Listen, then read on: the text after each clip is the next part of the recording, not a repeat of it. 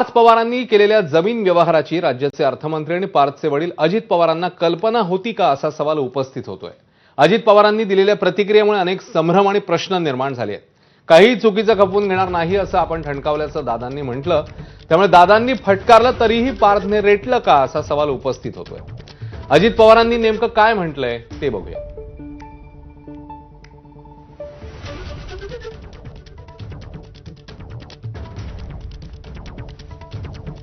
चुकीच्या कामाचं समर्थन केलं नाही। जर चूक झाली तर मी कबूल करतो, ही माझ्याकडनं चूक झाली, मी ती दुरुस्त करतो। परंतु ह्याच्यात माझा दुरान्वय पण संबंध नाही। मी कुणाशी चर्चाही केलेली नाही, मी त्याच्या संदर्भात कुणाशी बोललेलो पण नाहीये। मला आणि अलीकडच्या काळामध्ये ज्यावेळेस आमच्या घरातली मुलं सज्ञान होतात, मोठी होतात, ते त्यांचे व्यवसाय करतात। परंतु ह्याच्यात मी पुन्हा पुन्हा सांगतो, माझा दुरान्वय देखील कुठल्या अधिकाऱ्याला फोन नाही, कुणाला सांगणं नाही, कुणाला तिथं वेगळं काही त्याच्यामध्ये मदत करा अशाही पद्धतीची भूमिका नाही। मागे एकदा 3-4 महिन्यापूर्वीची गोष्ट असेल की अशा पद्धतीचं काहीतरी चाललंय असं कानावर आलं, त्यावेळेस मी सांगितलं की असलं काही चुकीचं केलेलं मला चालणार नाही। असल्या कुठल्याही चुकीच्या गोष्टी कुणी पण करू नयेत अशा स्पष्ट सूचना मी दिलेल्या होत्या। परंतु त्याच्यानंतर परत काय झालं ते काही मला माहिती नाही। मी एवढंच कानावर आल्यानंतर सांगितलं की कुठल्याही गोष्टी चुकीच्या करू नका, एवढं तर मी सांगणार, त्या पद्धतीनं मी सांगितलेलं आहे। परंतु आता ते काय तुम्ही स्टॅम्प ड्युटी म्हणताय, आणखीन काय म्हणताय, त्याची सगळी शहानिशा करतो ना। कारण मीच आज राज्याचा अर्थमंत्री म्हणून काम करत असताना कुठल्याही व्यवहारात कुणी टॅक्सच्या बाबतीत नियमाप्रमाणेच वागलं पाहिजे। टॅक्सच्या बाबतीत नाही, सगळ्याच बाबतीमध्ये नियमाप्रमाणेच गोष्टी झाल्या पाहिजे। कुणीही नियमाच्या बाहेर जाऊन काम करता कामा नये, ह्याच मताचं मी आहे। तर पुण्यामधल्या एका जमिनीचा व्यवहार अजित पवारांना चांगलाच अडचणीत आणणारा ठरेल अशी चिन्ह आहेत। जमिनीची खरेदी केली आहे दादांचे थोरले चिरंजीव पार्थ पवारांनी, पण लेकाच्या या व्यवहारावरनं विरोधकांनी थेट दादांच्या राजीनाम्याची मागणी लावून धरली। अजित पवारांचा मुलगा पार्थ पवार यांच्या अमिडिया कंपनीने पुण्याच्या कोरेगाव पार्कमधली तब्बल 1800 कोटींची जमीन केवळ 300 कोटींना विकत घेतली आहे असा आरोप आहे। धक्कादायक बाब म्हणजे ही जमीन महार वतानाची असल्याचंही समोर आलंय, त्यामुळे पार्थ पवारांसोबतच अजित पवारही मोठ्या अडचणीत येऊ शकतात। विरोधक अजित पवारांच्या राजीनाम्याची मागणी करतायत, तर चौबाजूच्या वादानंतर अखेर अमेडिया कंपनीला नोंदणी आणि मुद्रांक शुल्क विभागाने नोटीस दिली।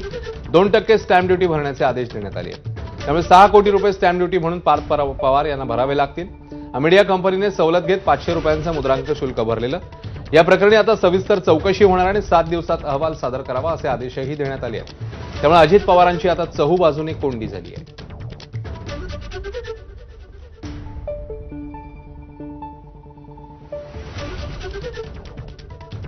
तर पार्थ पवार यांच्यावर अंबादास दानवेंनी नेमके काय आरोप केले आहेत ते बघूया। सगळे गुंडाळून ठेवले ना, की जमीन जी ॲक्वायझेशन झालेली परत कशी मिळते, हा नियम आहे का? मग महाराष्ट्रातले अनेक शेतकरी, अनेक लोक उद्यापासून चला मागतील जमीन, आमचं भूसंपादन झाले परत आता सरकार देणार का? मग तुम्ही 1800 कोटीचं जमीनचं 300 कोटी व्हॅल्युएशन कुठून काढलं? मग तुम्ही मुद्रांक शुल्क का नाही भरलं?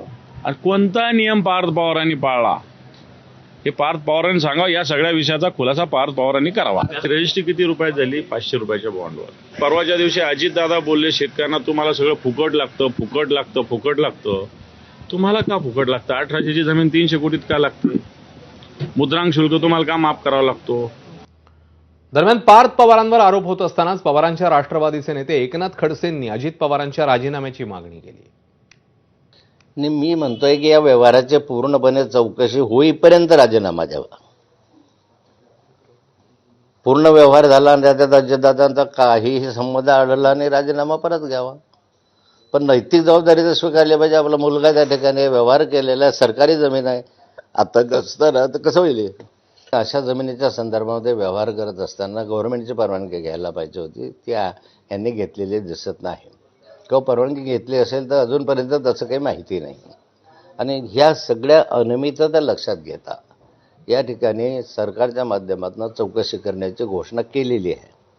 पण माझं असं व्यक्तिगत मत आहे की ही चौकशी सरकारच्या माध्यमातून करता उच्च न्यायालयाच्या न्यायाधीशाच्या माध्यमातून करावी। मुख्यमंत्री फडणवीस यांनी पार्थ पवार यांच्यावर होत असलेल्या जमीन गैरव्यवहार प्रकरणाच्या आरोपांसंदर्भातली गंभीर दखल घेतली आहे। पुण्यातल्या जमीन व्यवहार प्रकरणाची चौकशी करण्याचे आदेश मुख्यमंत्र्यांनी दिले आहेत। महसूल विभाग असेल, IGR असेल, लँड रेकॉर्ड्स असतील, या संदर्भातली सगळी माहिती मी मागवलेली आहे. या संदर्भातले योग्य ते चौकशीचे आदेश देखील मी दिलेले आहेत आणि ही सगळी माहिती आणि जी काही प्राथमिक चौकशी आहे त्याच्या आधारावर या संदर्भात जी काही तुम्हाला सांगायचं आहे ते मी सांगणार आहे. त्यामुळे अद्याप माझ्याकडे पूर्ण माहिती आलेली नाही.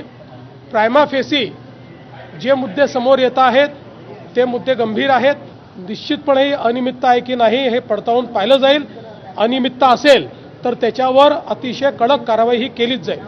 उपमुख्यमंत्री म्हणून अधिकारी वर्गांना आणि कर्मचाऱ्यांना सगळ्यांना सांगेन की जर माझ्या नावाचा वापर करून कुणी चुकीचं करत असेल किंवा त्याच्यामध्ये